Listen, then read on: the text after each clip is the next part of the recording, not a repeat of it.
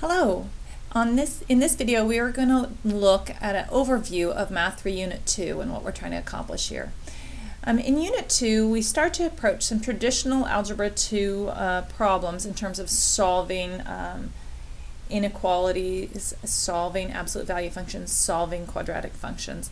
But we are going to look at them in a lot of different ways. Our goal is to deepen students' understanding by looking at a lot of different representations, multiple representations of the same idea. And so I like to say we are going to gnaw on this mathematics. We are going to look at the same topic graphically, numerically, algebraically, and in words. And by poking again and again at the same idea from different sides, we hope to deepen the students' understanding of the topics.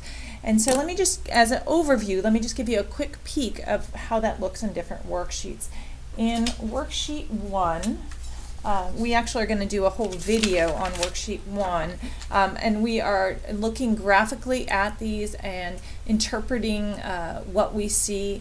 There's an entire video talking about Unit 1. There's some tricky spots in here about relative maxes and mins and the formal definition, so I want to leave that for now. But in Worksheet 2, you'll see when we start into solving absolute functions, first we look at it graphically, where we graph where the graph of y equals x minus 2 and the graph of y equals 3. We call those f of x and g of x. We look at where f of x and g of x were actually equal. They had the same y value. Remember, f of x stands for y. We didn't want them both to be y. And that's why function notation is so handy here. And we want to know where these two have the same y value, and that happens right where these intersect. And so kids should start to get the feeling of, oh, intersections are places where those two functions are equal. And so by graphing carefully, we could find that that happened when x was -1 and also when x was 5. They need to be careful and precise in their graphing, and that's one of our mathematical practices, is attend to precision. So they need to, or they will not be able to find those points. And then we have them solve algebraically for x. This is a traditional Algebra 2 topic where I've often given the steps on how to do this, but hopefully now when they do those steps, they will see that that's matching with what they got graphically, and they'll understand better what they're finding. Here's a second case where we graphed the two functions, found their intersections. That happened at x equals -2 and x equals -4. Then we set those equal to each other and solved, and we got, lo and behold, the same exact x values. Sometimes it happens that the two graphs don't intersect. That's what happens when we solve and we get a no solution situation. And sometimes it happens that they only intersect in one point, and that's what happens when we solve algebraically and we only have one value, because you can't really make a +0 and a -0. And so hopefully their understanding will deepen. From that experience with the graphically and algebraically, they do get more algebraic practice on the back side. And so for those of you who are thinking, oh, that's not giving me enough time for them to really get the hang of it, they do have that. We have them graphing the solutions on the number line, which are just points right now, but will lead in when we're doing inequalities. So have them go ahead and do that. They'll understand the difference between an equality that just gives them 1 point and an inequality that gives them an entire interval. Okay.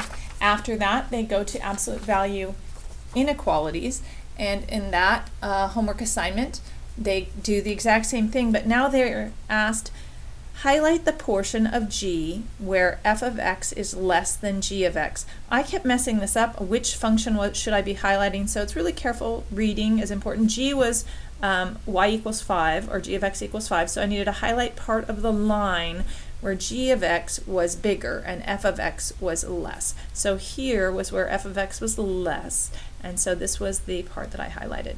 Then when I solved that, I got this interval from -5 to 5, the exact same interval that I found that I had shaded from -5 to 5. Similarly, on this one, I graphed the line f of x equals -2 or y equals -2, and the absolute value function negative absolute value of x right here, that was g of x.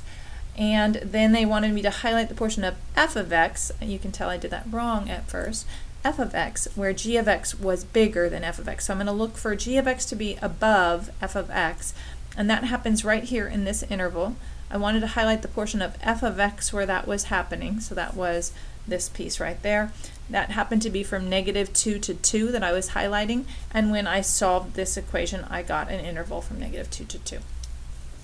This was a case where f of x was greater than g of x all the time, so it was -infinity to infinity, and when you solved you got a situation with all real numbers because absolute values are always greater than a negative.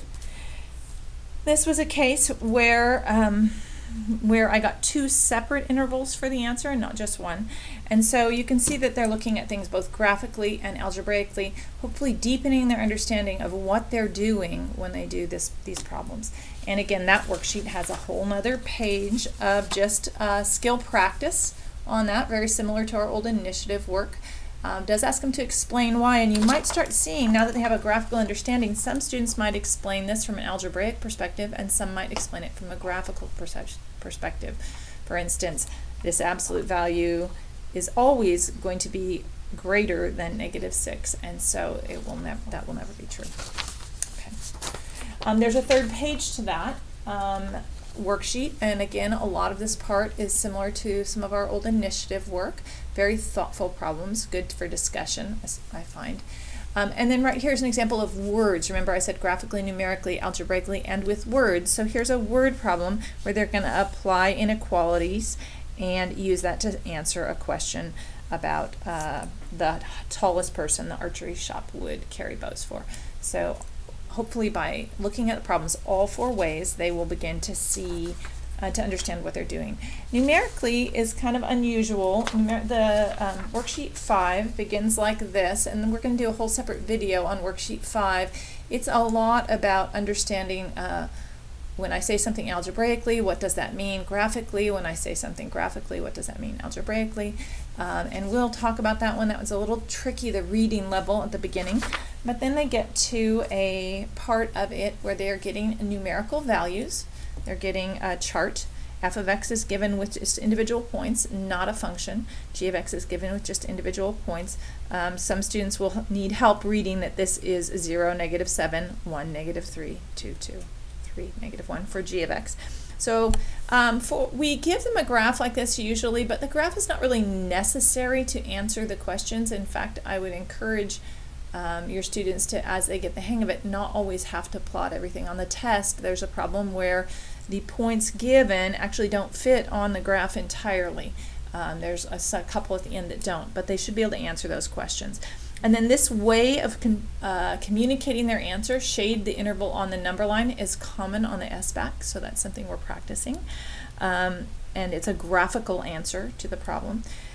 Find a place where the solution to f of x equal g of x must exist. So they've been doing that, graphing f and g and finding where they intersect. So when I plotted those points and connected it with a possible curve, not a definitely for sure curve, I knew that I thought between 1 and 2 they were going to intersect. Now, one way you can tell that without using the graph is to notice which one is higher has changed. So for a while, f of x is higher than g, f of x is higher than g, and now all of a sudden g is higher than f of x. That means they must have crossed and g is now above f of x. And so that's a good way to be able to tell that somewhere between here and here changed who was on top. So somewhere between 1 and 2 we should find a place where they've crossed.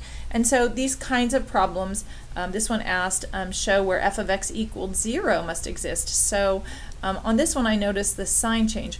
From my graph, f of x was the red one, it looked like it crossed where the y value was 0. Again, y is 0, somewhere between 1 and 2. But also if I look at sign changes, f is in the negatives for a while, but somewhere between 1 and 2 it goes to the positives. And then again, somewhere between 2 and 3, it goes back into the negatives. You can see in my graph I have another spot there.